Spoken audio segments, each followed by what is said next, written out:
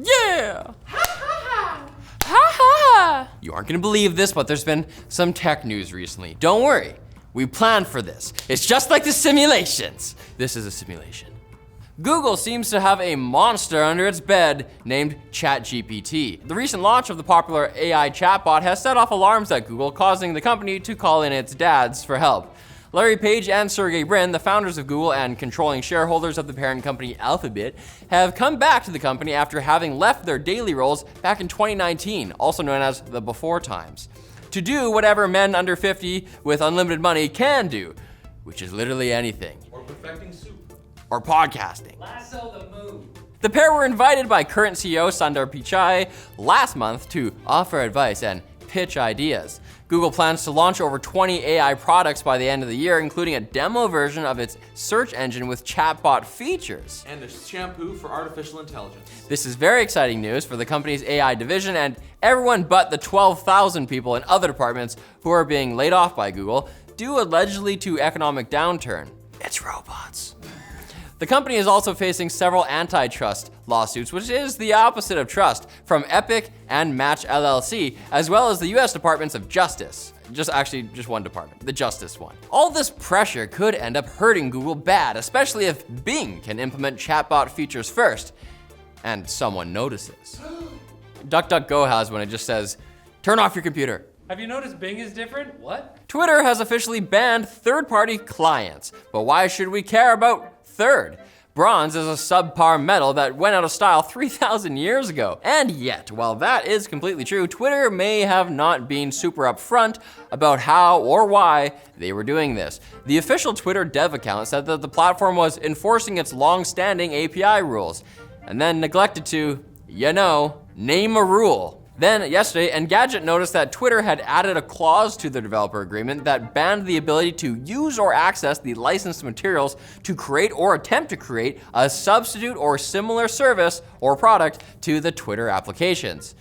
The company that made Twitterific, the third-party client that actually coined the term tweet, released a blog post saying that the social platform has become a Twitter that we no longer recognize as trustworthy or worth coming up with fun colloquialisms for. That's not part of the quota. In a fun coincidence, that same Twitter, now owned by Elon Musk, also known as Buffalo Bill Dodger, is being sued for refusing to pay the consulting firm that assisted in the lawsuit the company launched against Musk when he tried to back out of buying it. That is amazing.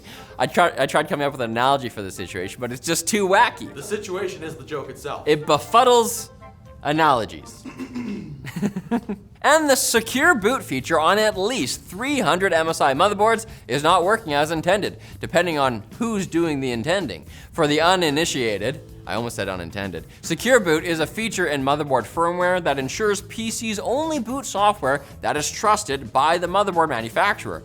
However, security researcher David Potocki discovered hundreds of MSI motherboards would let just any old software boot. Motherboards have no standard these days, but don't worry. MSI has responded to the findings, and according to them, it's working flawlessly. The manufacturer said they added a second setting called Image Execution Policy that is set to always execute software by default, even though Secure Boot is enabled.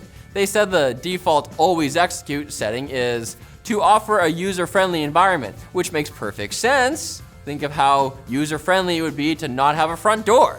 You could just walk right into your house and not have to lock anything when you leave. And when you're really mad, no one knows. And your counters are super clean because everyone stole your stuff. You got nothing to apologize for. Minimalism. According to WCCF Tech, this behavior may not be isolated to MSI. They claim that Asus and Gigabyte boards may also have issues with securing their boot. I guess no one knows how to tie their shoes anymore. Might as well be slip-ons! That never made it in frame, but I almost hit the camera. Now I'm taller on one side. Oh!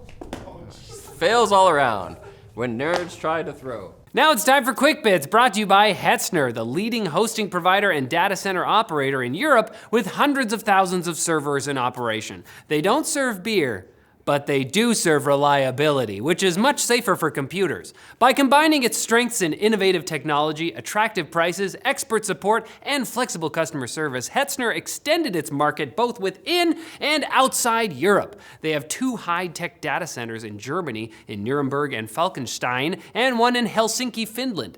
And if you're thinking to yourself, hey, I'm on the east/west coast of the United States, why should I care about some European servers? Hetzner is now covering both of those coasts with their latest location in Hillsboro, Oregon. So deploy your cloud server in seconds using Hetzner by clicking on the link below. Our quick bits are guaranteed to get right through your defenses and attack your funny bones before you poop them How out. humorous is that? Gonna get you. Nice. US mobile provider T-Mobile has admitted they were hacked. Well, they admitted some of it to some people. In a press release, the company stated the breach was shut down within 24 hours of being detected. What they didn't mention there, but they did mention in an SEC filing, was that the data of 37 million customers was hacked and that the breach wasn't detected for over a month.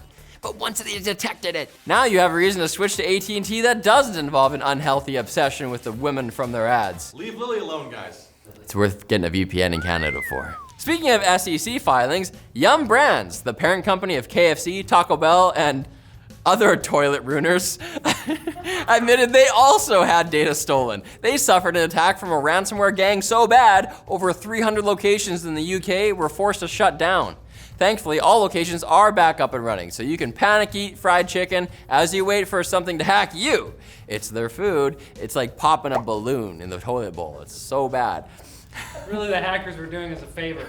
Chris Fix, a German repair service that was sent 48 Radeon RX 6000 cards with cracked GPUs in a matter of weeks, thinks they may have figured out just what happened. After determining most of the cards were bought secondhand, the repair shop posted a video explaining that they believe the cards were sold by crypto miners and somehow water got trapped under the chip and that expanded when the card got hot. Chris Fix thinks they were stored in a humid environment, while Reddit thinks they were hosed down by miners before sale, like in that viral clip.